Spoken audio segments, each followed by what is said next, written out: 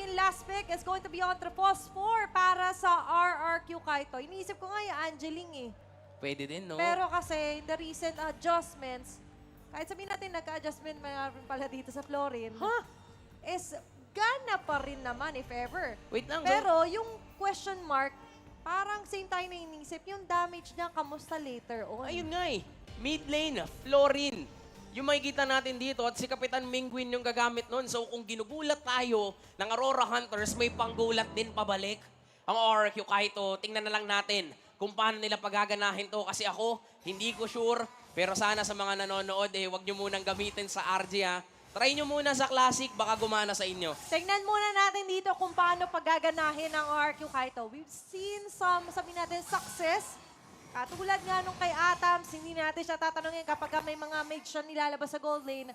Might as well for RRQ Kaito, baka may bago rin silang flavor na idadagdag dito sa atin. Yung Florin, ayun no, naka-wilderness. So, and focusing mark here para sa post-4 mid lane ng RRQ Kaito. Support talaga, sustain talaga ang gusto ng kaharian ng RRQ. But remember, nung nagkaroon tayo ng Angela post-4 era, around Okay. season 3 or season 4 din yon tumawid. Okay. For Mingwin, hindi, kung naalala ko, hindi ganon kalakas or kataas yung nagiging win rate niya kapag post for Angela din siya eh. So parang sinasabi mo dito na hindi ganyan yung playstyle ni Kapitan Mingwin. Oo, parang- Sanay tayo dun sa mga killer Mingwin. Yeah, yung pasugod kung pasugod. Kasi for Florin, hindi ka pwede kasi for frontline basta-basta. And ang dami mong kailangan bantayan onto the minimap kasi nga, global yung heal na mapaprovide mo onto the bloom and very crucial yun kapag maaga mo na proc. Tama. And for Aurora Hunters naman on the other hand, dito nila pwedeng i-maximize yung sobrang dami nilang panggagalingan ng damage output. Tulad niyan, tatalon si Manila Boy. Ang Okay. kaso nga lang, si Eska po ay nagiging target din ni Kelvin pero lalayo lang muna sila dito. Alam nila, hindi pwedeng mamatay, lalong-lalo na mag-spawn na yung next objective which is the turtle. Okay, makakita naman tayo ng mga Tyrant's Rage, Tyrant's Revenge dito. And of course, ito i-expect talaga natin na harassment from Manila Boy with his Kufra. Pares naman na sa disyerto, kahit papano, di ba? Kufra, tapos Khalid. Tama. Medyo mampupuwing pa rin naman. Speaking of puwing, kailangan niyang, sabihin natin, puwingin. Maduling dito yung mga members ng RQ Kaito dahil Turtle! nandiyan na nga na Defata City. Nawag na nga nila Lush at secure pa nga siya ng pag-go. Nga ba si Kelvin? Medyo umahabol. Andito pagdampot nila Escapo sa mga miyembro ng RQ Kaito. Turtles Sans activated si the Atams first. nandiyan na. Kaso nga lang binalikan na naman at si Atams present to the rescue. Nandiyan yung continuous damage. And Manila Boy with the first blood. Pero hindi pa dyan nagtatapos ang lahat dahil susundan pa ng isang pagkamatay. 2 members of RQ Kaito. Grabe yung pagmamahal ni Manila Boy. Basta nag-online yung yakap yung mga miyembro ng RQ Kaito indefinitely. Grabe din yung pagresponde dito ni Atams mula sa itaas, present siya doon sa teamfight. 2 kills plus the turtle ang nakuha dito ng Aurora Hunters. Nakikita natin, kinukulang talaga sa damage output ang RRQ Kaito. Mukhang hindi pa rin nila kayang isustain yung binabato sa kanila ng Aurora Hunters. Kaya ngayon, 1.3K early game, kontrolado ng Aurora. Kaya doon talaga sabihin natin minamaximize ang Aurora Hunters eh. Walang damage sila Mingwi sa may bandang mid lane. Kaya afford nila Atams yung ganun na early na rotation na sasama siya. Hindi lang basta nag-attendance, nag-participate pa talaga lalo siya. And eventually nga nakita natin that is a very great advantage here for Aurora Hunters. Kaso nga na sa Escapo, Crimson Beacon activated agad. Nandiyan na pagdapon, pero Souls there! Nandiyan na side of Bumogi at makakatakas pa rin naman si RRQ Kelvin. Mukhang sign lang yun kasi hindi siya nakapagpapogi kasi hindi niya na nakuha yung ilang pang blades eh. Sign of the takas. Sa sign of the takas na lang kasi mahirap na kapag namatay pa siya doon, mas lalo pang lalamang yung Aurora Hunters. And yung RRQ, nakikita natin dito, nire-respeto nila yung damage na nanggagaling sa Aurora. Meanwhile, for Aurora, parang open arms nilang tinatanggap dito. Kung sino man yung lumapit, bibigyan din nila. Tsaka nakikita natin yun, laging may amba si Manila Boy. Yung amba pwedeng ituloy. Hindi lang Ayan, basta hahawak sa tenga. Ayan. No nga raw. Pero sila Seiji ngayon medyo tricky din yung posisyon. Any moment soon, ay aangat na nga ibang mga members dahil magre-respond na ang pangalawang bagong sa laban na to. Hinahawakan ni Nova, hinahawakan ni Manila Boy. 'Di ba? Dalawang roamers yung umahawak dun sa turtle. At tila ba nalilito na rin yung Lord Sanbako. Ano ba talagang gagawin nyo dito? Pero naka-ready rin kasi yung mga tropa nitong dalawang roamers na to. Nandiyan na Grabe. sila Lush. Nandiyan rin si Nahihilo na. Ferds. Hilong-hilo na yung turtle. Grabe no, nakaliwat kanan. Pero kaliwat kanan, meron din nakaabang. Ganda na pailaw dito na Escapo. It's going to be an information. Manila Nandiyan na boy! nga lang din sila, Birds! Ano dyan na nga lang din ang pagpasok din dito next. Baka sungala sila ba yung lalamang kasi nailatag na rin dito yung Summon Force at tuloy-tuloy na nga lang din ang pagragasa dito ng mga members ng Kaito. Kaso nga lang dyan sila Ay. Atoms. Continuous damage. Dinadaan na Gabot! nga lang din sa taas. At makakuha pa ng isa. At nandun na pagtalo ng Manila Boy. Pero isa sa isa magiging palitan natin doon. Nakita natin yung pag-all-in ng ORQ kay Lalush kaya nakuha nila yung kill. Meanwhile, for Aurora Hunters, talagang bumababad lang sila dun sa team fight. And oo, merong bloom. Oo, may heal mula dito kay Kapitan Mingwin. Pero hindi pa rin nila ganoon kinakaya yung damage na nagagaling sa Aurora. Nandun pa rin kasi talaga. Yung sakit, ayan oh, yung liwanag na yan, liwanag yan para makuha ng Aurora yung kalamangan. At ngayon, hindi pa rin tayo sure kanino ba mapupunta yung turtle. Gulong-gulo na yung turtle. Kanina pa to, no? And imagine, pangalawang turtle pa lang to ng laban na to. Pero ganun kahigpit. Sabihin na natin yung forces dito na nagbabantay. Manila Boy with a conceal.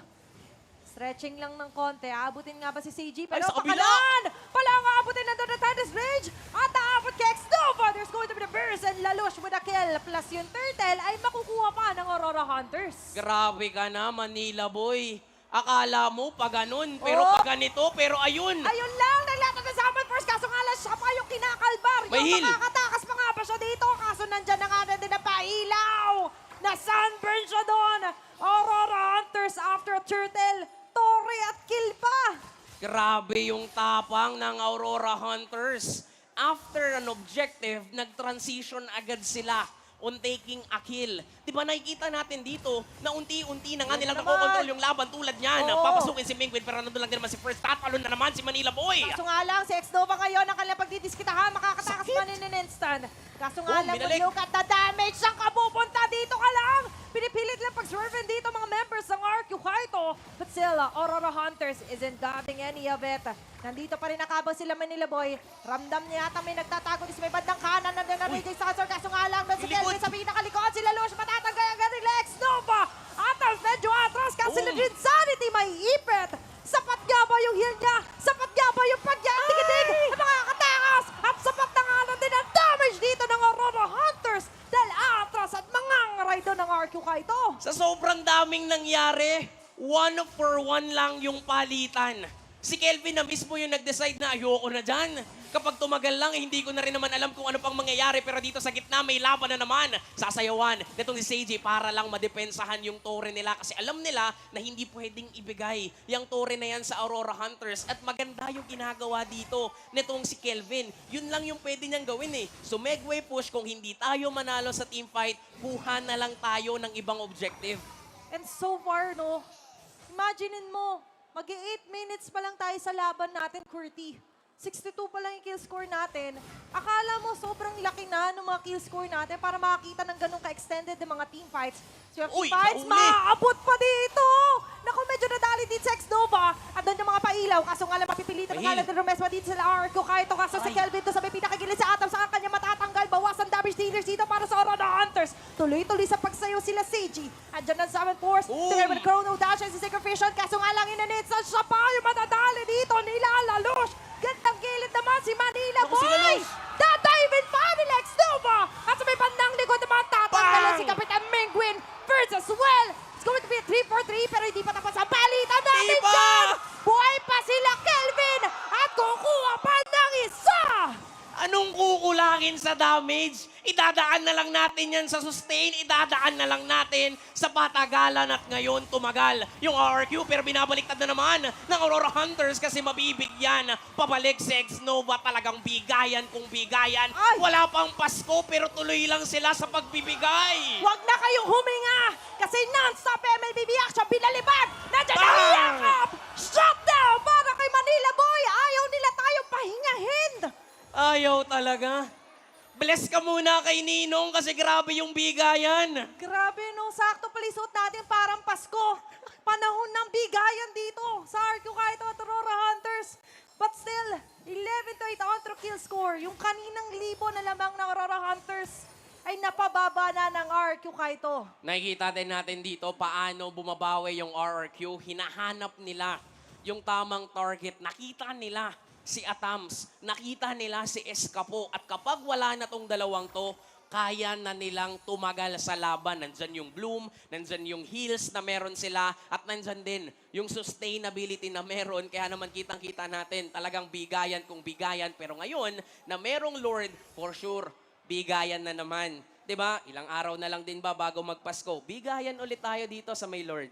Pero ngayon, Lalush, right? Si Kelvin na naman na makikita niya. Ang bilis. Lalaban na Ang sakit. talaga kasi nagmamadali. Kasama yung Ay, kamay, yung nahuli! Esmeralda, nahuli ni Yakap. Ito yung Yakap na hindi mo gusto. Mamamatay pa si Kelvin, lalo na may Lord na ngayon ay pwedeng i-go ng Aurora Hunters. Iniilawan na Escapo lahat ng sulok na pwedeng pagtaguan dito ng Kaito. Pero may ex-Nova nag-aabang sa likod. Ganda ng pwesto. Stretching para kay Manila Boy. Pero tignan natin, saan Conceal. nga ba pupunta dito si ex-Nova? There's going to be a Sila concealed Lush. play. Ay, Sila nakonceal Lush, din. makikita, andito na, magkakita na mata sa mata. Nagtawag na naman ng Barbiel. Si Seiji makakasayaw pa rin naman. At nandito lumalaban ka. So hindi magiging sapat at sapat yung mga dashes and the damage here for Aurora Hunters. Dalawa matatanggal nila. Pabor na pabor sa Aurora Hunters. At hindi lang yun, nakakuha pa sila ng tore dun sa gitna. Kitang-kita natin na talagang kapag meron silang nakita, binibigyan na nila. Maganda sana yung pwesto ni Ex-Nova. Ang kaso nga lang, kulang din sila sa miyembro. Meanwhile, for Aurora Hunters, makikita din natin dito sa Realme in-game equipments na talagang kaya na nilang pumatay kahit sino pa. To the point na hindi na nagiging enough yung bloom, hindi na nagiging enough yung heal coming in from Mingwin para tumagal doon sa laban. Sa laban ng Babaran, dito natin makikita, kaya ba ng sustainability ng RRQ o mas mananalo yung damage na nanggagaling mula sa Aurora? Speaking of damage, naka-Malefic Roar na rin pala by the way dito si Lalush. Kaya pala ganun kasakit yung physical pen niya. Di ba, humagot, kala mo, mga espada lang yung dala-dala dito, pero pati pala yung kabayo. Yung dalawang pa, may hawak na espada, kaya ganun kasakit. Lakas nung sipa din nung kabayong yan eh. Grabe, no? At At take note, ngayon, dalawa silang kabayo ha. Oo. Nandyan si Kuya Drin. parang nakikita natin ngayon na tila ba nagmamadali din yung RQ Kaito kanina. Stretching na We've naman. mentioned maganda yung idea, kaso nga lang the damage just isn't there yet. Pero oras lang naman ang kailangan ngayon ng RQ Kaito, pero sa oras na ito, mukhang icha-chacha muna na ng konti yung paunang Lord natin sa laban na ito. Nakaabang, ang ganda ng pwesto dito na rin Santi, ni even Escapo. Actually, pati si Kelvin doon sa baba, nag-aantay lang pero nagpakita. Pwede ito Ako, yung go signal ng kita. Aurora Hunter. Si first down yung Okay. Lord pero nandun si Ex-Nova. Nandiyan si Rinsanity, mukhang all-in. Bigayan na Manila naman. Boy, nagdatag na nga lang din dito ng Glorious Pathway, pero medyo Huli. paatras sa magiging angulo. Pero dito, huli na nga lang din sa pinakalikod, si Ex-Nova. Raging Sandstorm, ginamit na lahat para makasurvive, kaso hindi na nga lang din siya makakasurvive. At andito Uy. na nga lang din naabot si Oh. Kelvin sa party. Lalush is down. Andiyan pa rin naman ng mga members ng Aurora Hunters. But still, isa sa isa magiging palita, pero parang lalamang ang RQ Kaito doon. Isa na naman para sa isa pero tama ka. Walang jungler. Walang retribution holder ngayon ng Aurora Hunters pero kaya ba ng RRQ? Kaya ba nila nang wala yung isa sa taga-soak up ng damage? Kaya ba nila na wala si Ex-Nova? Ang dami kong tinatanong. Sa sobrang dami kong tinatanong, mabubuhay na nga si Nova, mabubuhay na nga si Lalush, Oh. kaya naman binaburst down na yung Lord. Nandun, nabaliktad. Oh, Si First Delicado, umabot. sino makakasecure niyan? Ay, si Kelvin pa rin makakasecure niyan. At doon sa may pinakagilid naman, liko agad sila kay Manila Boy. Nandiyan na Aray! sign of the pogi. Nakadalawang blades pa rin naman. For RQ Kaito, aawat na muna sila doon. Objective lang yung kailangan.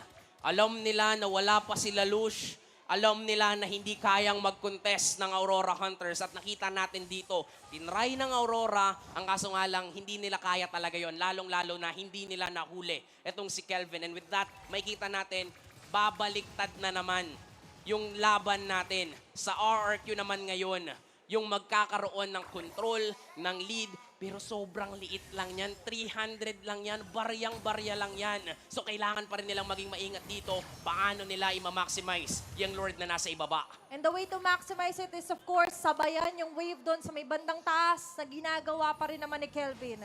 So far, bandang mid lane, hindi naman masyado ito nagiging problema ng Aurora Hunters. May pang-clear pa rin naman sila with the help of Atoms. Pero problema, katulad kanina, hindi na napapansin na masyado sila nakafocus onto trying to take down kills onto RQ Kaito. Na left vulnerable doon sila Lalush. Ayun nga. At ngayon, yung Lord Mamarja sa may bandang baba, hinaharang na Conceal. agad dito. Conceal play para kay Ex-Nova. Makikita pa rin naman sila dito ng Insanity. Speaking of Insanity, medyo mangangaray na nga lang din. Hindi makakapag-drive by Uy, ang sakit! sila Ferds. Kaso nga lang nilatag ang Glorious Pathway na doon na palibag na naman. Third of Suns activated here for Ferds. Seiji ginamit at Summon Force pantakas. RQ Kaito, disiplina muna, hindi pipilit ang laban. Hindi muna nila ipipilit kasi naramdaman nila yung damage na nanggagaling dito mula kay Atoms. Pero ganun din yung Aurora, naramdaman nila yung damage na nanggagaling kay Seiji. And with that, nandito isang player milestone ang makikita natin. 800 assist milestone Wow. mula kay X-Nova ang ma-achieve niya ngayon. Kaya naman, top 2 in all-time assist ang makukuha niya. What a milestone year for X-Nova. And counting pa yan kasi hindi pa tapos yung laban na to, di ba? Just imagine guys kung gaano karami ng laban ang pinagdaanan. Kaya ganito yung mga players talaga natin when it comes to their stamina. Umabot man ng late game, nakikita natin yung determinant talaga nila. Hindi sila basta-basta sumusuko. At sa pagsuko rin naman nakikita natin talaga pinapasuko nila doon sa Lord Fight. Yun yung mga pwedeng suko. Tama, di ba? Siyempre, para din dito sa dalawang tong pinaglalabanan uli, yung spot sa Grand Finals. Isa na lang yun. Masyado tayong nakukuha nitong laban na to the point na nakakalimutan nating pang Grand Finals nga pala yung labanan. Isa na lang yung inaantay na makakatapat ng Onyx 9 Lives. That is how important this game is to RQ Kaito and even Aurora Hunters. Right now, 15 to 11 kill score. Ang Aurora Hunters medyo naghahanap para pa rin ng target. For RQ Kaito naman, maganda ginagawang gano'n ni Kelvin. Trying to find ways to relieve the pressure na inaangat ng minion wave dito ng Aurora Hunters. Speak of which, ngayon, buhay na yung Lord. Magkakahulihan ba dito sa may bandang Lord? Kasi tama ka eh. Ganda ng minion management ng RQ Kaito. Nagagawa nila yon because of Kelvin. Pero look at the position of X-Nova. Saka Nasa flank. lamang sila sa turret destroy dito ang RQ Kaito. Oo So nga. for Aurora Hunters, hindi talaga sila pwede basta-basta nalilingat. Kasi may Kelvin na pwedeng bumasag anytime soon sa remaining base turret sila. 3 na lang po yan para sa Aurora Hunters. Habang sa RQ Kaito, nandito, parang gusto nila i-risk Wait. yung position nila. Hindi rin nila alam kung nasan ba si Nova. Hindi rin nila alam nasan ba si Kelvin. Ito yung sinasabi natin kanina eh. For Aurora Hunters, laging may isang feeling na parang merong nasa likod, parang merong nag-aabang. Pero ito hindi to parang. Kasi meron talagang mga members ng Aurora Hunters na ngayon sinisimulan niya X-Nova, Lord. At X-Nova. mga kalahati na nga lang din, may X-Nova sa may bandang likod. Pwede itong tumalon! At kakasabi ko pa nga lang din, bumalik na nga lang din. But release the other, kaso nga si Kelvin, di ba yung magiging target? Insanity is down, Lalurge is also down! Maganda yung pagsayaw dito ng Kaito! Kaso sa may bandang gilid, magkakaroon din naman ng palitan. Wala si Kelvin, pero 3 naman yung matatanggal dito ng RQ Kaito. Mayroon pang X-Nova Ferds na pwedeng sumunod. Pero still, for RRQ Kaito, mukhang tatahimik muna yung mapa ng konti. Pwedeng lang, parang lumalim. hindi. Kaso nga lang, hindi nila patatahimikin pa. Nag-dive na dito si X-Nova. Manadali pa doon sila. Atos, makakaligtas pa rin naman. Pero sasayaw din sila Seiji. With a chrono dash and a synchrofish on that, tama pa. Si Atoms na lang. Diretso lang ang tingin. Wala nang kaliwat kanan. RQ Kaito ngayon ay gusto nang kunin ang trono